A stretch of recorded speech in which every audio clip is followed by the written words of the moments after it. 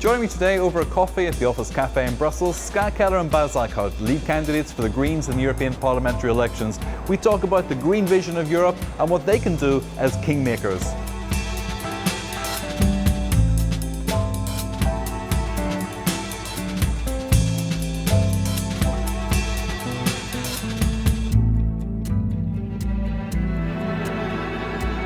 Ska Keller, Bas Eickhout, thank you for joining me today to talk over coffee about this Spitzenkandidaten process, which I think is maybe not pronounced exactly correctly. Ska Keller? Yes. I really don't like that word so much. First of all, it's None of us like that word so much. German word around, which is difficult to pronounce and write. And also, if you just say it in the male version, and of course it excludes the possibility of ever having a female Commission president, and I think it's high time that we get one. So the very word itself implies a male president? Yeah, of course you can add a female ending, but it makes it more Then it really starts being difficult, yeah. You guys are going to be the kingmakers, assuming that one of you doesn't become the president, but you're going to be the kingmakers at the end of this next election. What are your red lines going to be? I'm not sure we're going to lay out all the red lines here, but it's very clear that for us, really something needs to change in Europe. And our biggest problem is that every 5 years politicians say that, right? So if you now hear the different candidates for the big parties, again, they say, yeah, it's time for a new chapter, new Europe, we will do differently. How credible can you be if you have been around governing this Europe for decades? I think for us it's really going to be on a couple of key topics where we're going to say here we really want to change. Which one?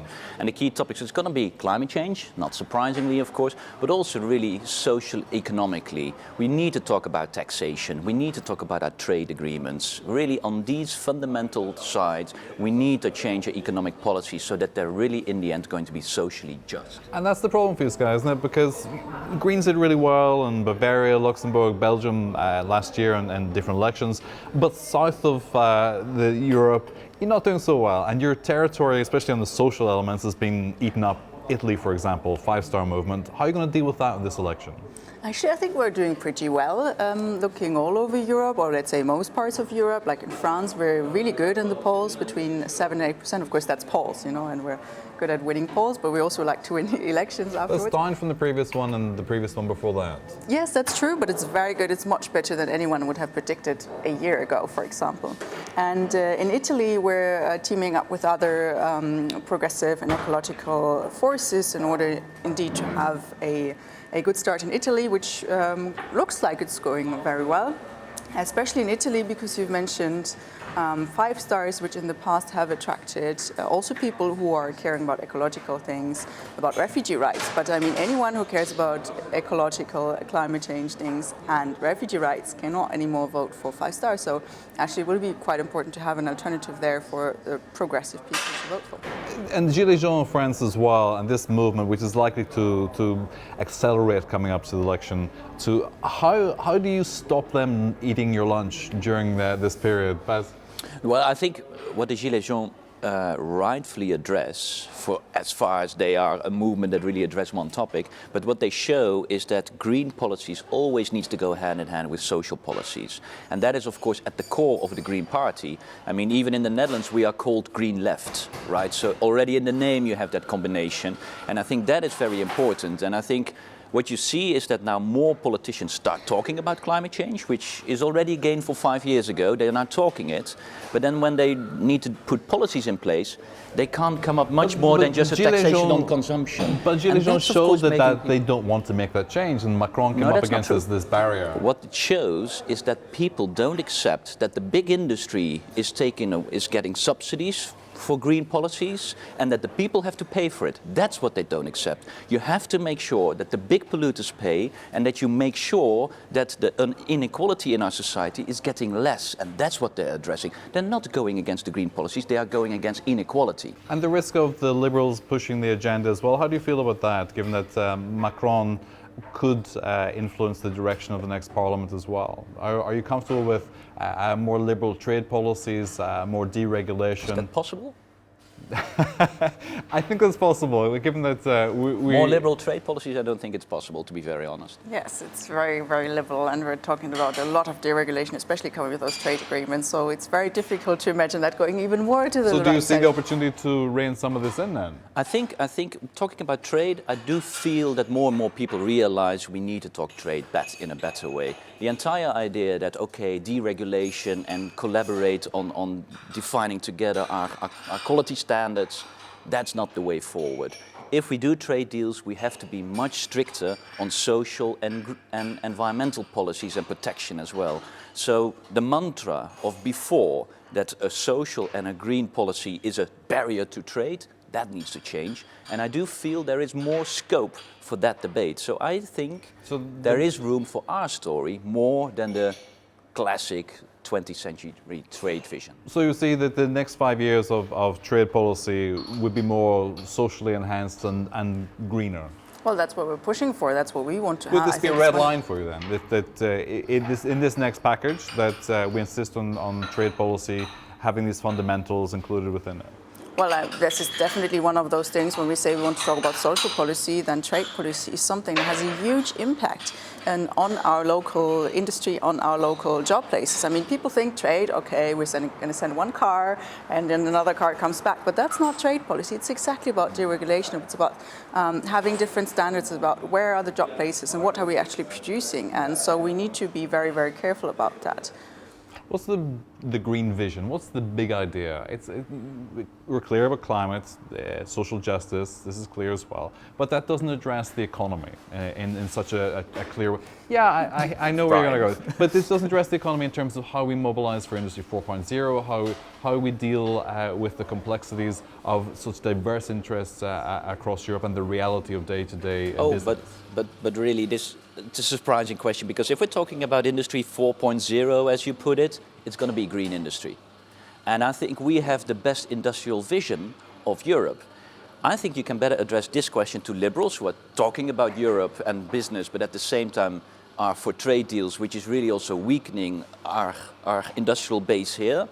And you have to ask that to the Christian and Social Democrats who are talking a lot about industry, but every time with their vision, holding what we have is in the end closing your eyes for the future, because we do know that the future industry in Europe is going to be a resource efficient circular economy, and that will create the jobs.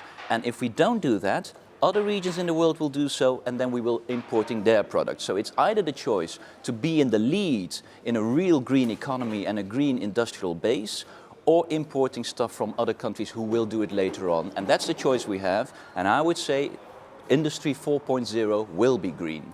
Yeah, but is this a message that you hear resonating on the doorstep? You know, can the Greens convincingly articulate a policy for Industry 4.0? Are there people going to say they're just about the climate? No, absolutely. I mean, we see so many examples, like coming from Germany, we have this lovely car industry who are producing a lot of big cars. But seriously, who will want to have our diesel and benzene-powered cars? Everyone is like saying, all the countries are saying, end of 2030, 40, whenever, we're not going to allow any more cars that are not, electric or something else. And the German car industry keeps looking at, no, we're going to produce diesel and benzene cars. I mean, this is totally short-sighted, and the government is doing everything to support that short-sighted industry. It's totally hitting the German car industry that they're not doing anything on electric cars. It's even worse, because the same German car industry is investing more in electromobility in China than they are in Europe. And if you ask them, I mean, they will never say that publicly, but if you ask them why, because they know that in China they will move to electromobility, and in Europe they hope that the government will be so weak that they can sell a bit longer their diesel classic car. So what their strategy is, as long as possible, polluting cars selling cheap way in Europe and the innovation outside Europe. If that's your model, well, dream on, but there will not be an Industry 4.0 in Europe then in 20 years' time. Let's talk about the global dynamics as well. Where are the Greens positioning themselves with Russia, for example, with China, with the United States, with Brazil now as well? We're dealing with human rights issues, we're dealing with gross violations of the rule of law, we're dealing with complex trade arrangements as well, which may or may not make sense depending on which direction you look across the Atlantic. How are you arranging your policy for the next 5 years, Scott? Well, our policy follows very, very clear guidelines, which is based on human rights, it's based on democracy, and it's based on multilateralism. And those are the shining guidelines that we follow wherever we talk to. So this is very relevant when it comes to China. This is also, then we're back at the industry policy. For example, we are currently allowing Chinese companies to basically run the internet in Europe, and that's a bit sensitive, dealing with a government which is not really democratic and doesn't care about human rights. Same follows when we talk about Russia or also the US. And it's a big problem that in the European Union we have so little of a common voice talking about foreign policy. Because the European Union could be much, much stronger if we had one voice and we would be talking with one voice. It depends on qualified majority voting, essentially, at this point, doesn't it? Yes, absolutely. We need to get rid of the unanimity in the foreign policy. And I think Europe could be really strong as the voice talking about, indeed, human rights, about democracy. Tougher than this previous commission. I think we would be more consistent. Yes. I think that's important. What does that mean? Well, the point is that we are always talking about Russia and then the sanctions, right? And then we are so-called very tough because we have the sanctions. Well, I think it's very clear why we have the sanctions, because what Russia did to the Crimea. However, at the same time, in our energy policies, we are allowing German government to continue its Nord Stream 2, building a gas pipeline, making ourselves more dependent of gas from Russia. Or in Eastern Europe, more and more countries are building nuclear plants on the basis of Rosatom, so Russian knowledge, making yourself totally dependent of Russia again. So in the one hand, we are coming up with the sanctions, and in the other hand, in our energy policies, we are building future dependency on Russia.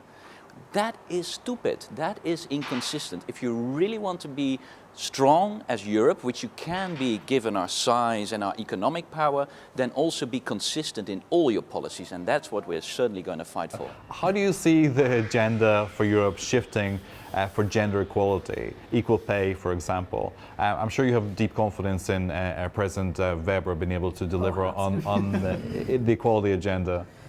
Yeah, well, we have a big problem because we're nowhere close to equality in any spectrum. I mean, if we look at politics representation, we're far below. I mean, the European Parliament representation of women is about 31% or so, which is really, really low. Equal pay not happening. Like, we're really stuck right now. We need to make a next move forward. Is this going to be a red line? Well, gender equality, definitely. I mean, if one of the lead candidates who would be running, who in the end will be, of course, running for Commission President, would be a woman, it would be much easier for us to support that rather than have another of those not so young men anymore running the show, definitely. But unfortunately, again, we see that not so many parties are putting forward female candidates. I mean, last time I was the only one.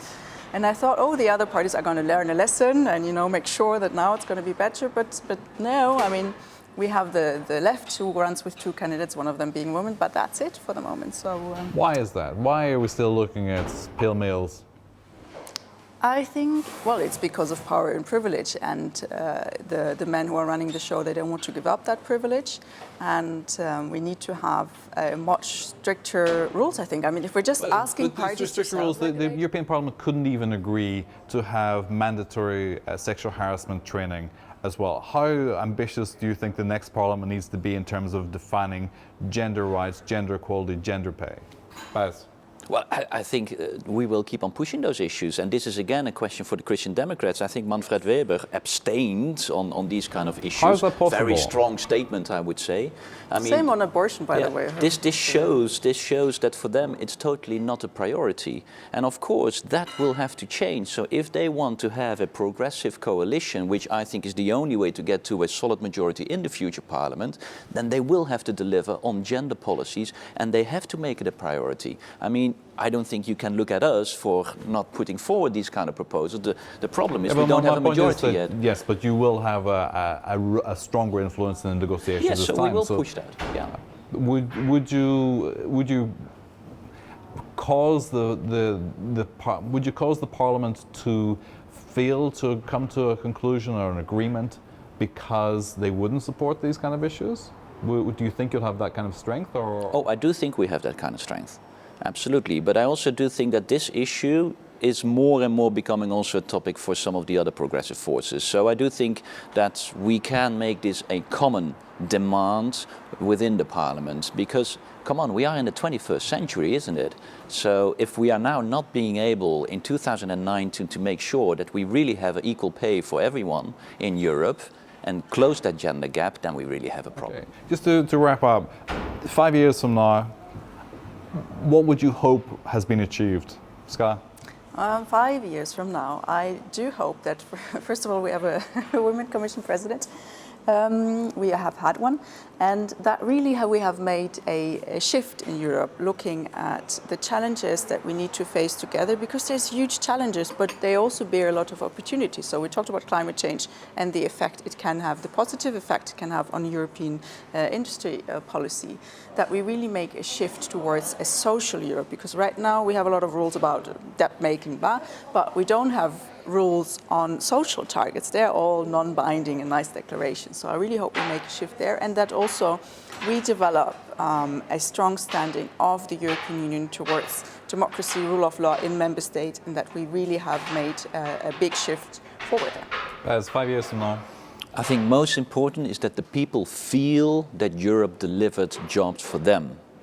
And I think that's for now, not so many people feel that Europe is working for them. They feel it's a big project far away for the big companies.